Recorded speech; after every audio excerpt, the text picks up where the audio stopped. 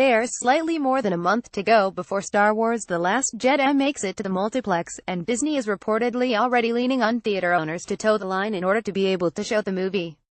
Does the studio's strict set of guidelines mean they know they've got a masterpiece on their hands, or is it just a quest for box office domination? While you ponder those important questions, here's what else has been happening in the galaxy far, far away. But be warned, there are at least 2 potential spoilers ahead for those who seek to avoid such things.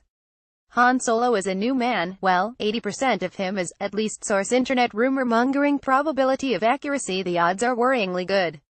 The real deal. So, it turns out the reshoots on Solo, a Star Wars story, might have been just a little more extensive than people thought. Like, a lot more. According to a report on Screen Rant, citing the latest episode of the Resistance broadcast, new director Ron Howard reshot around 80% of the movie after he was brought on board, a process that reportedly almost doubled the budget. That's the kind of reshoot that makes the last minute Rogue One reshoots look like less of a big deal.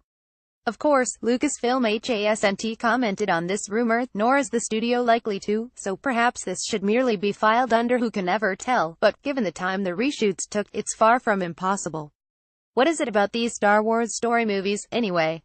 Luke Skywalker almost didn't appear in The Force Awakens. Source: The Last Jedi himself. Probability of accuracy is on target as Luke's Death Star kill shot. The real deal. Did you know Luke Skywalker almost didn't appear in The Force Awakens? It's true, Mark Hamill said so himself. That's not to say that Lucasfilm didn't want Skywalker in the movies. Instead, Hamill wasn't sure he wanted to reprise his role. I thought, why mess with it? The idea of catching lightning in a bottle twice was ridiculously remote, he told the New York Times. Nervous that audiences didn't really want to be disappointed by the sight of older versions of their heroes, he felt convinced that he wouldn't have to say no to J.J. Abrams because there was almost certainly no way Harrison Ford would return as Han Solo, and then he did, forcing Hamill's hand. Can you imagine if I was the only one to say no? I'd be the most hated man in nerddom, the actor said. So, now you know Harrison Ford is the man who saved Star Wars. Who'd have thought it? Did Kylo Ren just spoil The Last Jedi? Source: Adam Driver, either accidentally or dropping an amazing tease. Probability of accuracy, is this some Sith-inspired misdirection? The real deal. Just how casual does Adam Driver get during interviews? Apparently pretty loose, considering fans are freaking out over some beans the actor spilled in a recent chat with British GQ. Read on at your own risk. You have been warned.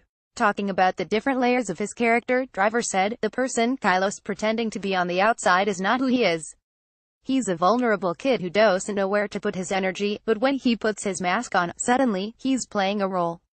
JJ had that idea initially, and I think director Rian Johnson took it to the next level. Pretty straightforward. But then Driver added, you have also the hidden identity of this princess who's hiding who she really is, so she can survive, and Kylo Ren and her hiding behind these artifices. Is that Rey he's talking about? Technically, it could be Leia, hiding behind her identity as a general, or perhaps a new character, but it definitely sounds like Rey. The question then becomes, is this really something that Driver could accidentally let slip, or is this some kind of strange misdirect about Rey's parentage? Also, if she is a princess, who are her parents outside of Leia? There aren't any other royals in the series. Did a new poster just spoil The Last Jedi? Source: a piece of artwork. Of all things, probability of accuracy, difficult to say, but it seems pretty likely, considering.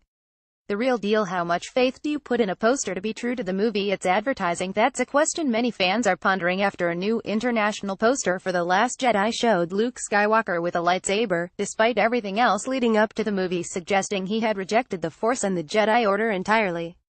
Will Luke end up having to go back to his old ways for some unknown reason during the movie, or is this a piece of artwork that knows exactly what fans want and isn't above manipulating them to ensure that they buy tickets? All will be revealed in a month and a half.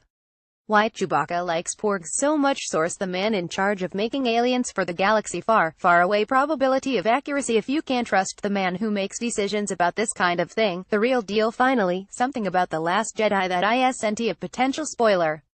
By now you probably know that fans are very excited about the porg in the new trailer for The Last Jedi. But what you might not know is that Chewbacca is wild about him too, and with good reason. According to Neil Scanlon, the man in charge of the creature workshop for all Star Wars movies, the porgs were designed with Chewie in mind. That porg on the Millennium Falcon in the trailer in particular shows some very Wookiee traits in the way he's colored, he told Empire. His patterning is very similar to Chewie's. Scanlan also revealed that the caretakers of the Jedi Temple on Ashta were related in some way to the Porgs, and that the crystalline foxes briefly glimpsed in the latest trailer are a product of their environment. The theory is they've fed off this planet for so long that their fur has become crystalline, Scanlan suggested. They've taken on the very surface of the planet they live on. Pretty cool, huh?